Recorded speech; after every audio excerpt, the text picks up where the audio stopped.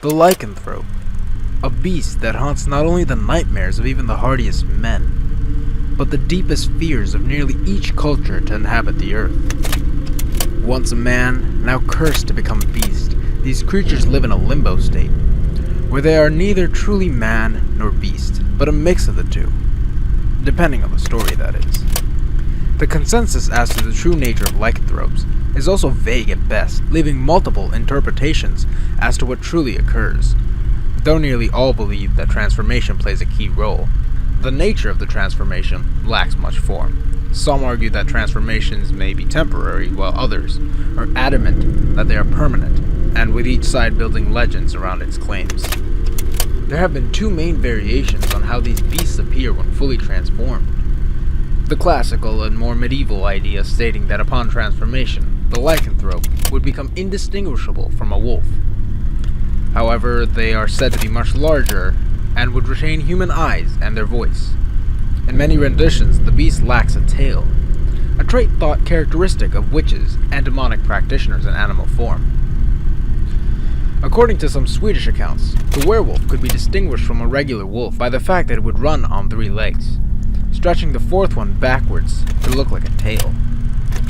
The modern rendition of the creature sets it as an anthropomorphic monstrosity, usually seen with a canine head, human torso and arms, the latter generally being elongated, and either wolf-like or man-like legs. A consensus seemingly does not occur.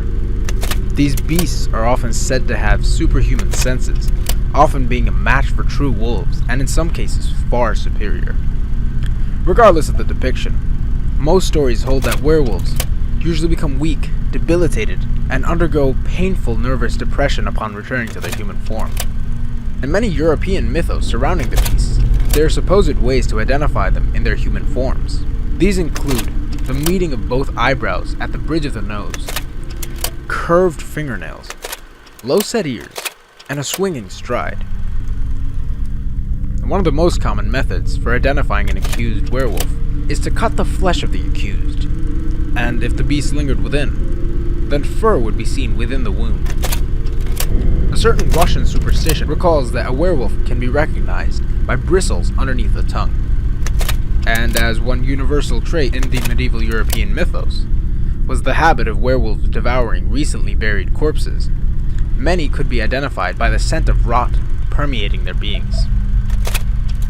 Throughout history, there have been countless ways to become a werebeast, with the simplest being the full removal of garments and donning of a pelt of the animal in question. This was usually seen as an assumption of the skin of the beast. Other cases direct that the body must be rubbed in magical slave, an ointment used to treat minor burns and skin irritations. Other legends hold that drinking water from either the footprint of a beast or downstream of it could change a person. Yet the most potent way to achieve lycanthropy would be to perform a ritual, either to a demonic presence or to a pagan god. That is, if one were to try and transform themselves. There are accounts of rituals to transform someone else, a curse or blight on their beings. As in many religions, lycanthropy is seen as an affront to the gods or god. Cursing someone to this damn life would sever their afterlife. If one is seeking to cure their ailment, there are many various methods devised through the centuries. In ancient Greek and Rome, it was believed that exhaustion from physical activities could cure the afflicted. In medieval Europe, there were several ways given to cure oneself. Ingestion of wolfsbane, a plant that is toxic to most animals and extremely lethal to humans, through the use of surgery in hopes of severing the beast in the man. However, many did not survive these endeavors. And lastly, through exorcism, as the beast was seen as a demonic presence, and was said to be drawn away through the light of God. In modern times, there are many myths to help drive out the beast. Certain ones nearly each of us can name, such as using silver bullets, have become synonymous with the definition of the werewolf.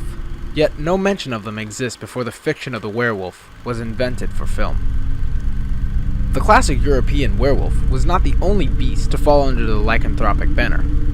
The loup-garou, or rougarou, for instance, is one that very similarly shares the dreaded characteristics of the classic beast, yet has its own set of peculiarities to go along with it. The most common representation of this beast is the American Cajun one, oftentimes called the rougarou. Oftentimes the story of this beast is used as a boogeyman for children.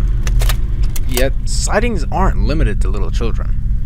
One with even more striking resemblance is the Navajo skinwalker, a man who can assume the shape of a beast by donning its pelt, oftentimes lacking a tail. Lastly, a moot point, yet one that had to be addressed.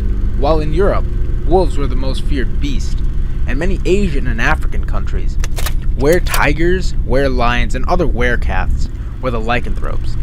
They share many of the same traits as their European counterpart, but are often depicted as many times more aggressive and dangerous. Now there are some medical explanation for these instances, ranging from simple insanity to medical lycanthropy, the latter stating that clinical lycanthropy is thought to be a cultural manifestation of schizophrenia, showing certain symptomatic criteria. The first criteria are delusions, and this fits clinical lycanthropy because a person believes that he or she turns into the animal. These diagnoses are not limited to just werewolf phenomenon, but can be attributed to many cultural beliefs such as skinwalkers and were-tigers. That is, if you choose to believe in it anyway.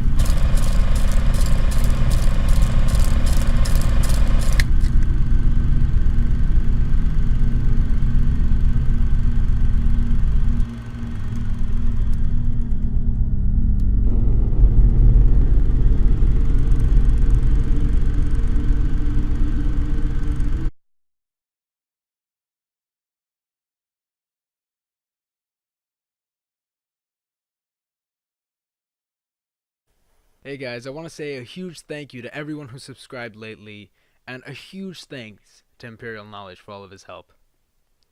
We would also like to let everyone know that we are on Discord, and we would love to interact with you guys.